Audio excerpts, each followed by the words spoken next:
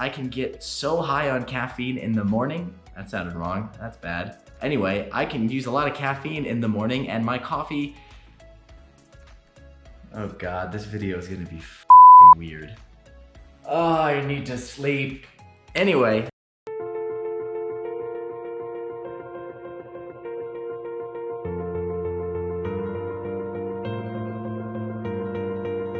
Hey everybody, my name is Matthew Kyle, and in this video I'm going to share with you guys a few ways that you can save an extra $900 every single month. And for most of us, $900 every single month is actually quite a lot of money. And I know what you're thinking, it's probably more money than I could realistically save. I wonder what kind of extreme things this dude is about to recommend that I start doing. So let me just try and alleviate some of your skepticism right now. This is not about making 2 or 3 massive changes like selling your car or moving into a cheaper place, although let's be honest, those are probably the most effective ways at reducing your overhead, but we're all busy. Those are big changes, and I know a lot of us just don't have the time or the ability to move right now or sell our cars. So again, this is not going to be about making 2 or 3 massive lifestyle changes. This is going to be more about making 20 or 30 smaller changes that are all going to add up to a few dollars a day, and at the end of every month, hopefully get you pretty close to 900 bucks. So with that being said, as my little disclaimer, let's dive right into the video. So my goal with this video is to provide ways that almost everybody watching can actually use them towards saving $900 a month, but we all have different circumstances. So some of you guys might be able to apply most of these, some of you only some of them, but my hope is that almost everything I'm about to mention is going to be applicable to you guys and something that you can change to start saving towards that $900 every single month. All right, guys, so let's go ahead and kick things off. The number one thing that I would recommend to start this process of saving $900 every single month isn't going to actually explicitly start saving you money, but it's going to keep you organized, and it's a really good tool to have, and that is any kind of app-based budgeting tool. For me, I personally use Mint. There are many other like it. I'm not personally sponsored by Mint, although that would be totally cool, but let's be honest, there's probably like 20 people that have watched this video. Anyway, just get any of those apps. It is so much easier than using the spreadsheet where you're gonna just be guessing wrong numbers anyway. Link your bank account to it, link your bills to it, link your credit cards to it. Everything that you spend is automatically gonna get tracked by these apps, and at the end of every single month, the app creates a baseline picture of your finances for you, and it's going to actually be accurate from what you spent that month, not some imaginary budget that you whimsically made on your Excel sheet, a few weeks before. So again, Mint isn't going to explicitly save you money or any other app like it, but it's going to start holding you financially responsible. And just knowing that there's an app tracking all of your purchases and that you're going to have check-ins and looking at this app regularly to see how you're moving towards your goal, it's going to make you feel a little bit more invested in this project of trying to save this extra money. So again, even though it's not going to actually put more money in your bank account, I think it's important for changing your psychology, and it's just a great organizational tool that everybody who has an interest in personal finance should be using, because personal finance, you need something to track it. The other app that I would definitely recommend using is called Acorns. I actually don't know that many other apps other than Acorns that do specifically what Acorns does. And again, I'm not affiliated with either Mint or Acorns. I just like to use them because they're simple and they're effective tools for what I like to do with my money. Basically, I'm recommending Acorns because it's a great way to sort of start saving some of your money on the side in very small amounts that you're unlikely to notice. So the way Acorns works when you initially install the app is something like this.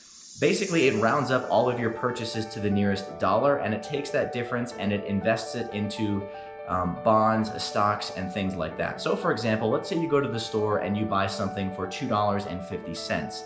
It's going to round that up to the nearest dollar, which is going to be $3, in which case that's a difference of 50 cents. And it's going to take that 50 cents, and depending on these settings, the risk tolerance that you tell the app you're willing to endure, it's going to invest that 50 cents in a variety of different investment products, which is really great because it does it for you automatically. You don't have to go tell the app to do anything. You can also add some other features onto the app. Again, I think it's only $1 a month, which is absolutely worth anything that helps you save money. But what I personally use the app for is not the roundups. I tell Acorns every single day to take a fixed amount out of my bank account. It's $10 in my case, and just put it aside for the month. By the end of the month, the app has automatically, through $10 increments every day, taken out $290 or $300 depending on how many days are in the month, and it's kind of put it aside as a little savings goal for me. So that is actually something that you can start doing to put a slow leak in your bank account that's actually taking that money and putting it towards your monthly savings goal of $900 a month. So in this case, guys, if we set a goal of $10 per day, which if you're working and getting regular paychecks, you are unlikely to notice that leaving your bank account. I don't notice $10 a day. Anyway, $10 a day, guys, and by the end of the month, the app has automatically, almost inconspicuously saved, on average, $290, guys, which is our first $290 towards our $900 a month goal. The other nice thing about Acorns is because it's taking that rounded up difference and investing it into like investment products like stocks, bonds, and other securities, is that you can't immediately spend that money out of the account. So you can't impulse buy things with the money that Acorns is automatically setting aside for you. So in my case, it really protects my money for me because, let's be honest, I'm kind of a bully to my money otherwise, and Acorns does me a huge favor by keeping that money safe for me and only letting me use it after I've made the decision, 2 or 3 days of trying to sell those products and put the money back into my bank account. Do I really need to buy what I needed that money for? Another great way to get towards that $900 a month savings goal is to get a cashback credit card. And I'll be the first to admit I am not a credit card guru by any sense of the imagination, but I did ask one of my friends who I work with and I consider to be a financial expert on the topic of credit cards, what would be a great entry-level credit card to give you guys cash back on things that you're going to be spending money on anyway, like rent, groceries, and things like that. And he recommended the Fidelity Rewards Visa Signature, which gives a 2% cash back on all of your purchases. I encourage you guys to do some research on the Visa Signature credit cards. He mentioned specifically, especially for first-time applicants to credit cards, it has a lot of good advantages. And ultimately, for example, even if your living expenses are $2,000 a month, 2% cash back on that is going to be $40 a month that your credit card is just going to give back to you. And if you add that on to the $300 or $290 that we had from Acorns before, plus $40 in cash back on a 2% Visa Signature credit card product, that brings us to $330. Okay guys, moving on. Another major thing that is gonna help you guys get towards that $900 a month goal, and honestly, I think this is probably the most important piece of advice I could give anybody that's trying to save more money on a monthly basis, and that is to start living on a routine. And the reason why routines are so important for saving money is that routines can be optimized because they are by nature systematic. So we can trim the fat off of a routine. We can optimize a routine. Spontaneity, on the other hand, we cannot optimize it. We cannot make it more efficient. So in terms of living our life financially, spontaneously, that's a weird sentence I just made, but anyway, it's really hard to save money when you live spontaneously. On the other hand, living on a routine is going to be one of the best ways to start saving money. And here's what I mean specifically by living on a routine. This might seem a little too good to be true, but I'm just going to tell you guys, half of that $900 goal is going to come from food and beverage expenses on a monthly basis. Having a routine for eating and drinking is going to get you halfway to that $900 goal. Let me explain to you why that is. I want you to standardize your breakfast, standardize your lunch, and standardize your dinner. Variety is the spice of life, as they say, but eating microwaved oatmeal and hard-boiled eggs every day for breakfast is the spice of saving $900 a month. In all seriousness, you don't have to eat the same thing for every meal every single day, but having a few routined meals and kind of scheduling out what you're eating and when you're eating is gonna help you buy that food more efficiently, reduce the amount of food that you're throwing out, and less waste means more money in your pocket. And also, you don't have to waste time wondering what you're gonna eat or spend all that time cooking because you kind of already have those meals pre-planned out in your head. I pretty much live off of microwaved fish, chicken, that 90-second rice stuff. I buy the store brand, I eat yogurt, and I have lots of frozen fruit. And obviously there's other things in my refrigerator other than that, but I would say that is 75% of my diet. And it allows me to buy the food very efficiently because I can shop around and I know exactly what products are sold where at the best price. I know how much to buy. I hardly throw out any food whatsoever, and as a result of my routine eating, not only am I eating good, healthy, and nutritious food consistently, but my monthly grocery bill is under $200 every single month, and that does include all of my snacks that I take to work, which, by the way, is another huge thing. And by the way, that $200 a month that I spend on groceries because I eat and buy them on a routine is about $100 below the national average, which is another $100 I get to put towards that $900 a month goal, which already brings us to $430 towards saving that $900 every single month. Now, I told you that we were gonna get halfway to that $900 goal just by eating and drinking on a routine, and I'm gonna continue with that theme and just highlight something really crazy for you. A lot of us eat a working lunch, which means that when we go to work, we actually don't bring our lunch or anything like that. We go out and we'll stop at a fast food place, go to Chipotle or whatever. Anyway, if you think about it like this, if the average working lunch, which we have 5 days a week for 4 weeks out of each month, is $8, and instead of spending that $8 on a retail product, if we bring a protein shake or a meal replacement bar or pack something at home to take to lunch that only costs $2, that is a savings of $6 every single day that we're at work, which adds up to $120 a month. And by itself, obviously that doesn't bring us towards our $900 a month goal, but let's add that on to the $430, and we're already at $550, mostly through eating and buying food on a routine, towards that $900 a month goal. And yes, we are gonna continue saving money by buying food more efficiently. So I want you guys to switch to store brand, because let's be honest, it's just as good or just as bad, whatever you wanna call it. And on average, that saves the average American, averagely $75 a month. If we add that to our $550 that we've already saved, we're already at $625. And while we're at it, as a total side note, let's get rid of cable, which on average is gonna save you, on average, why is everything on average today? I'm tired, guys, I'm sorry. Anyway, on average, I just did it again. It's gonna save you $175. Get rid of cable, what are we at now? $700? Nope, we're at 800 bucks. Oh my God, I cannot do math today, guys, but that's exciting. We have $100 left to go to reach our goal. And while we're ditching cable, now is a good time, guys, to go ahead and unsubscribe or cancel other memberships that we might like to have, but we never use. Although, just never cancel your Amazon Prime or else you're clinically insane, and I don't know what to say to you. I don't know how broke I would have to be to say I need to cancel Amazon Prime. That would be a dark day financially for anybody. I think homeless people might have Amazon Prime. I don't know where they get their shipments, but they sure as hell have Amazon Prime. All right, guys, we have $100 left to go, and if you're wondering how we're gonna get there, odds are you might have guessed it. We are going to reduce our coffee expenses. I don't know how you would have guessed that. I'm just reading ahead in my script. Anyway, $100, here's how I want you guys to start drinking coffee to save $100 every single month. When I used to go to work every single day, I would stop and spend $4 at Starbucks, and that added up to $120 a month in those little $4 expenses, which at the time individually didn't seem like very much, but when you add them up over the whole month, it's $120. And that's kind of the theme of this whole video, is I want you guys to be on the lookout for those $2, $3, and $4 expenses that are recurring and ongoing, because independently, they don't add up to that much money.